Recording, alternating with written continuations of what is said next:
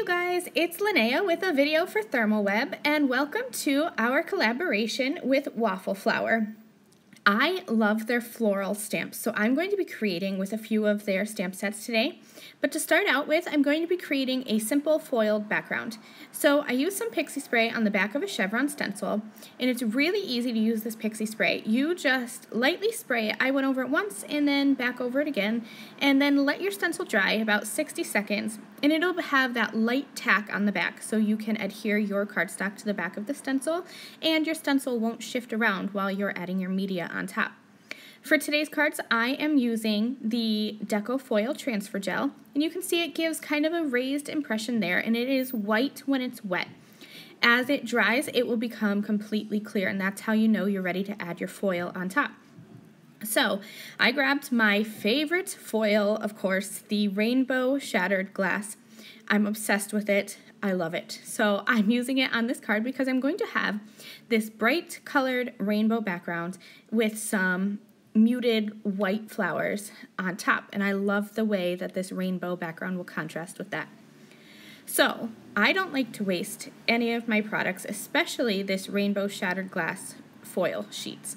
So I added my foil over the top of my Deco Foil transfer gel, ran it through my laminator with some parchment paper, and then you can kind of see on the left there, I'm left with the negative space from that transfer.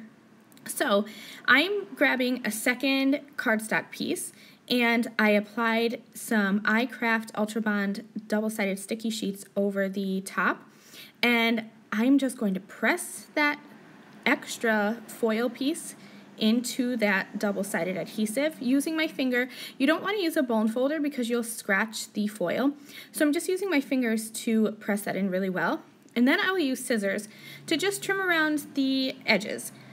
I didn't get my foil piece completely lined up straight.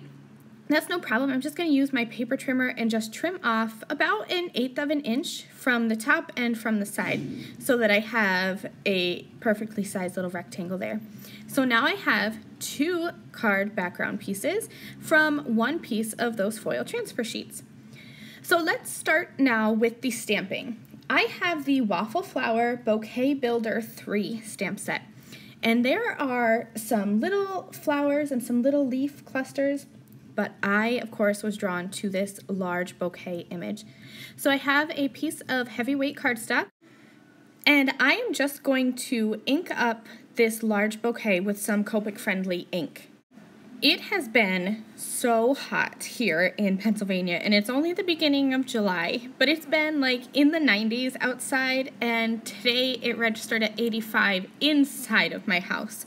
So I thought coloring these florals to be white would be super refreshing. I love the look of white florals. So to do that, it's really simple, especially with stamp sets like this Bouquet Builder 3 from Waffle Flower, because they have already all those little hash marks in the flowers and the leaves, and that indicates where the shading is. So it makes it so easy to add just a bit of shading to these floral images.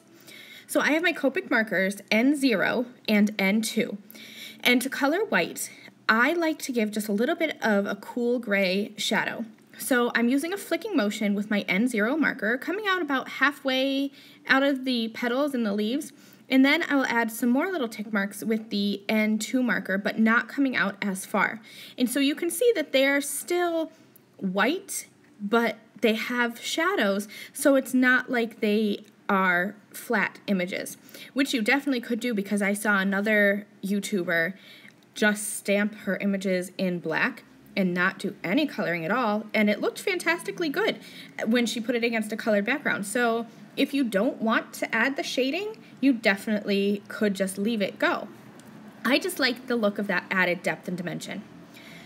So I cut out those images, and if you're like me, when you fussy cut, sometimes the edges are kind of like bent over from where you're cutting with your scissors. Maybe it's just because I have a heavy hand with everything, but I just flip my image over and burnish the back with a bone folder, and it kind of pushes that edge of the paper back out. So I'm going to play with my 2 backgrounds here, and I decided that I'm going to have one floral cluster coming up from the bottom and another cluster from hanging from the top. So I also wanted to have my backgrounds kind of be opposite, so the floral cluster that I'm gluing onto the bottom is going to cover that blue and the purple, and the one from the top is going to cover up the yellow and the pink, so you can kind of see that whole rainbow background when you have the two cards sitting next to each other. I am grabbing my sentiment from the Waffle Flower label greeting stamp set.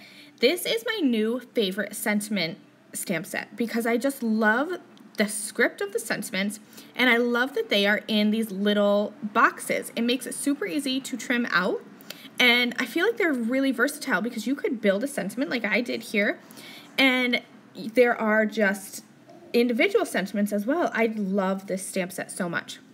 So I trimmed out my sentiments, and now I'm just going to cut off the excess flowers that are hanging off the top and the bottom of my cards.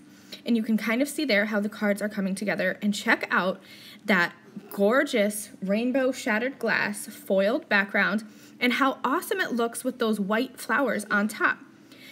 So I grabbed my Gina K Designs black foam squares, and the black was what I chose to go with so that it wouldn't show behind my black heat embossed cardstock. I am just using my T-square ruler to make sure that they are adhered straight. And then I will add some glitter to my black cardstock because anytime I have a heat embossed sentiment on black cardstock, I have to add glitter. So these are my two cards. I really hope you enjoyed them. I hope you're inspired. Remember that you can head over to the ThermOWeb blog to see some still photos. I have product links there if you are interested in purchasing any of the products I used in my video today. Thanks for watching. Bye.